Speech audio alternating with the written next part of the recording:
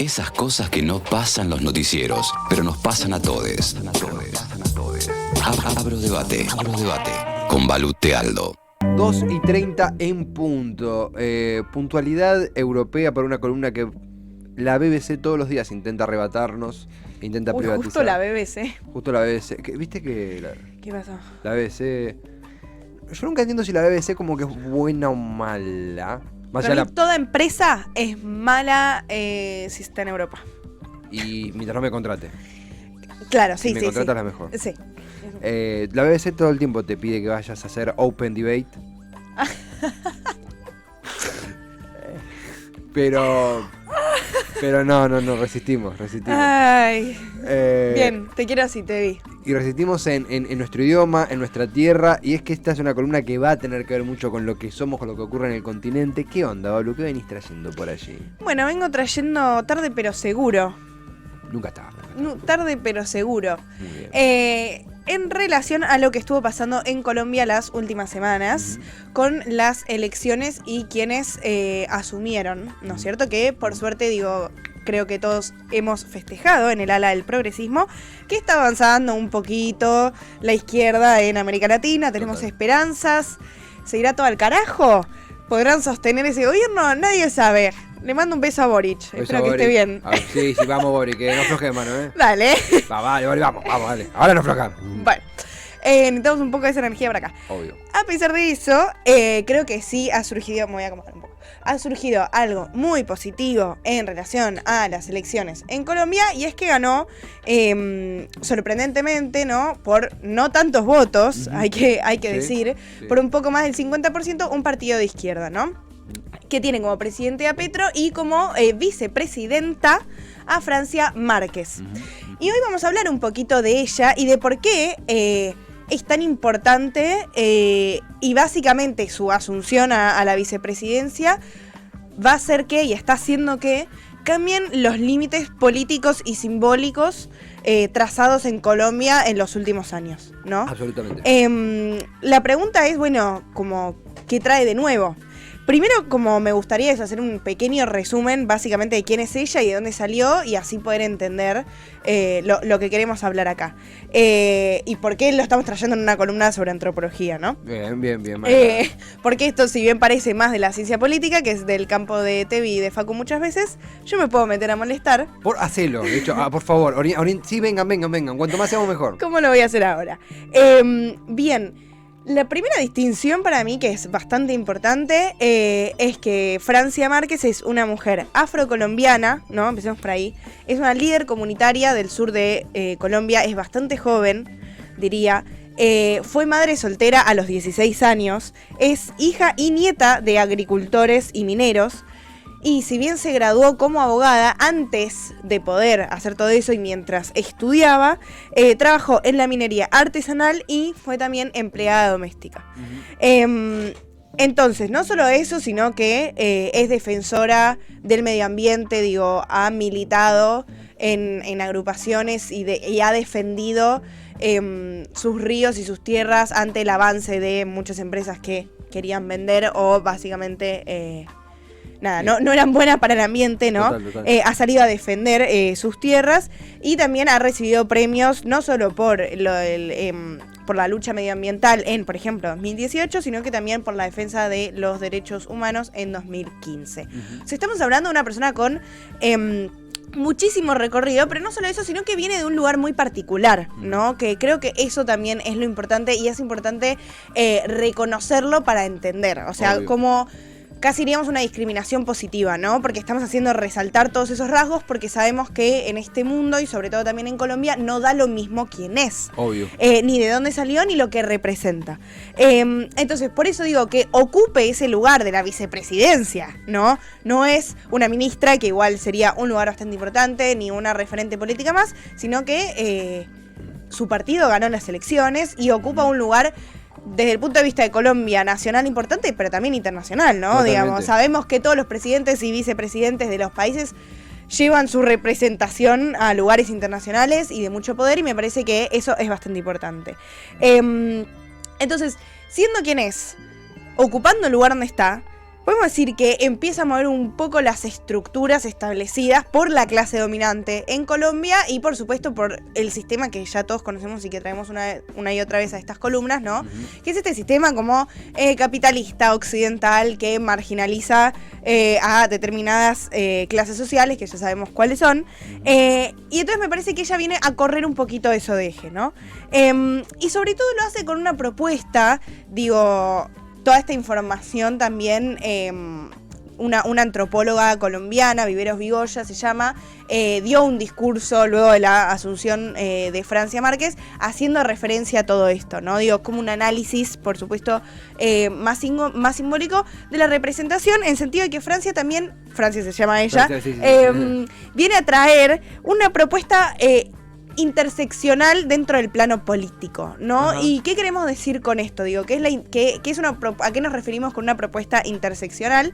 Y también, no solo dentro del plano político, sino dentro del feminismo. O sea, encarna también, podríamos decir, un feminismo interseccional.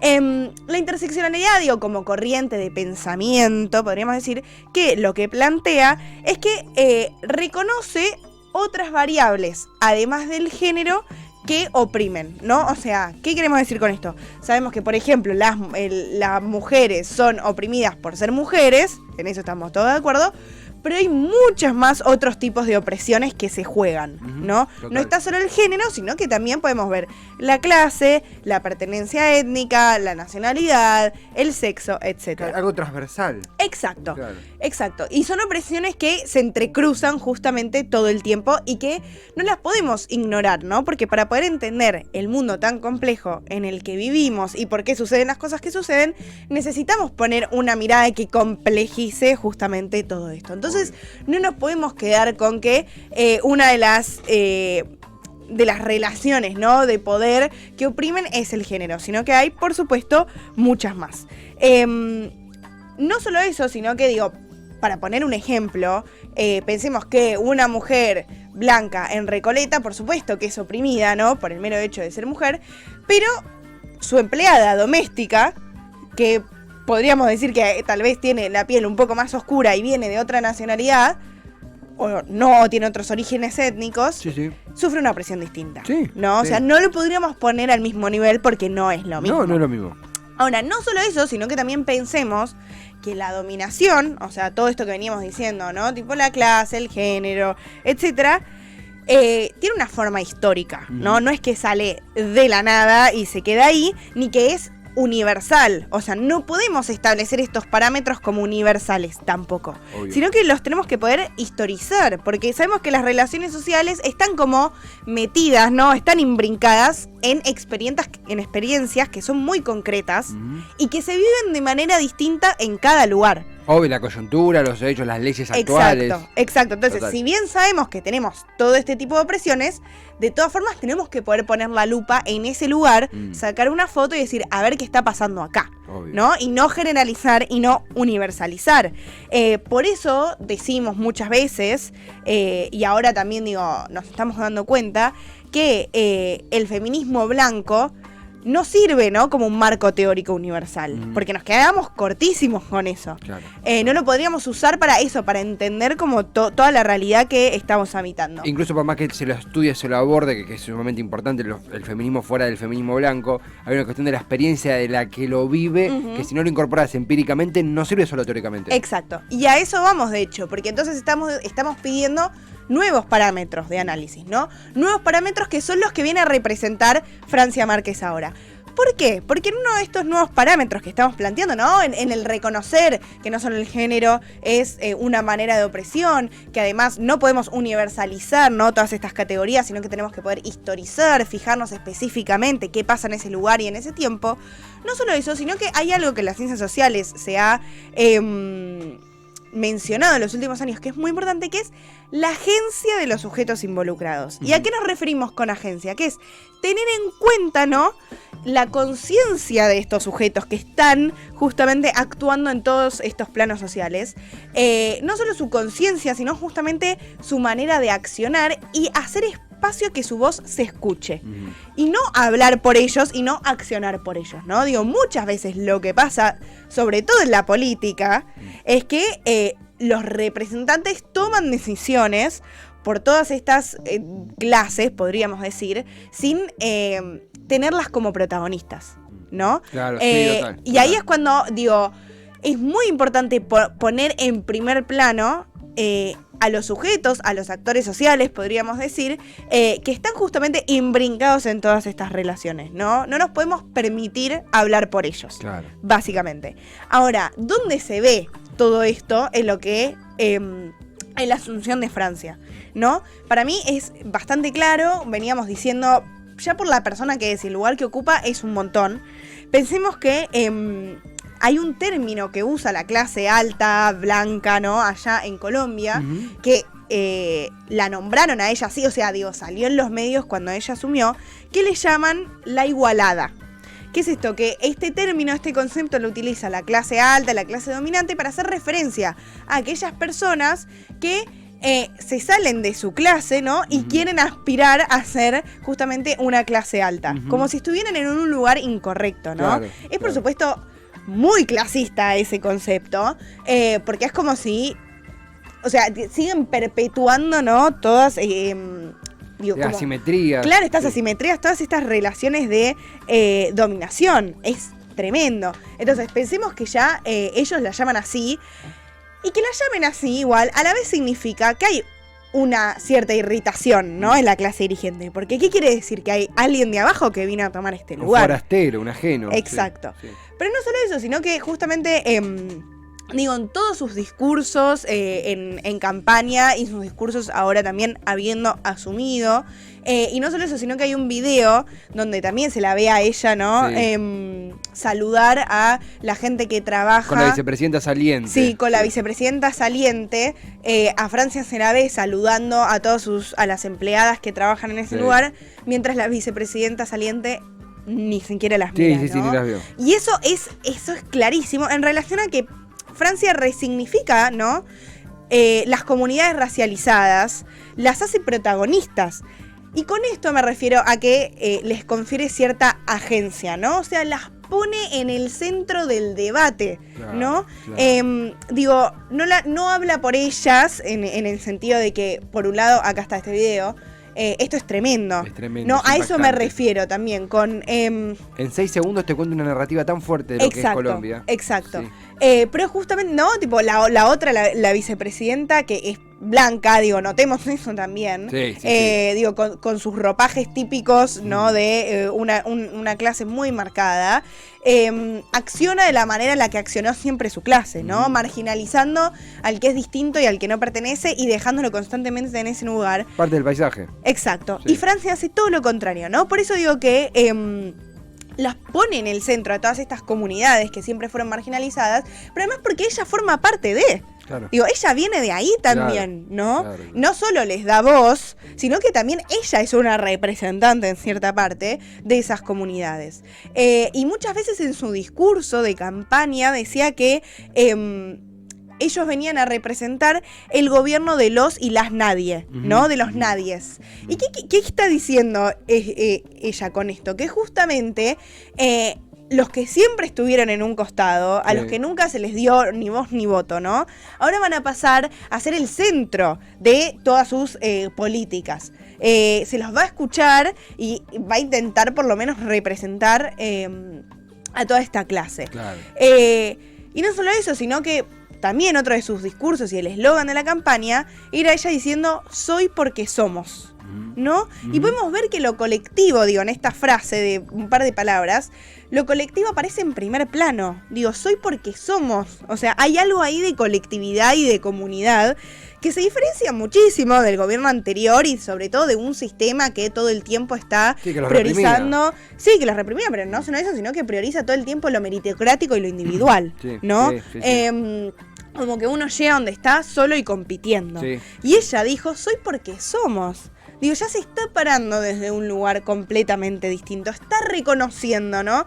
Que hay un montón de otras cosas que no es solo... que el individualismo ignora o decide ignorar justamente para que prosperen y sigan prosperando los mismos de siempre, que son 4, básicamente. Obvio, total. Y no solo eso, sino que en todo esto también podemos observar, en parte, que hay una redefinición justamente del sujeto político, ¿no? En esto de conferir agencia, como lo que yo decía, de poner la voz en el centro de los que siempre estuvieron silenciados, es cambiar el sujeto político también, ¿no? Porque ¿quiénes van a ser los que reciban justamente todas estas nuevas políticas? ¿Quiénes van a ser los protagonistas de este nuevo gobierno, de la transformación de una Colombia, por lo menos esperemos, un poco más justa, ¿no?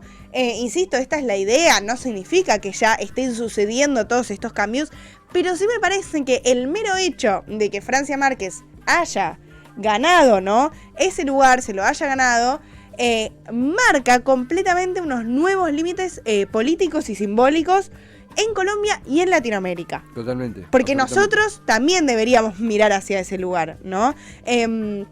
¿Qué quiere decir? ¿De dónde viene ella? ¿Qué hizo para llegar allá? ¿Qué significa? ¿A quiénes les está hablando? ¿No? ¿A quiénes se dirige? ¿Cuáles son sus eslogans de campaña? ¿Qué quiere decir cuando dice el gobierno de los nadies? ¿Y cómo me diste el reconocimiento del colectivo que es Colombia, de la heterogeneidad de la población colombiana? Exactamente. A eso, por eso, está moviendo el foco de donde siempre estuvo, ¿no?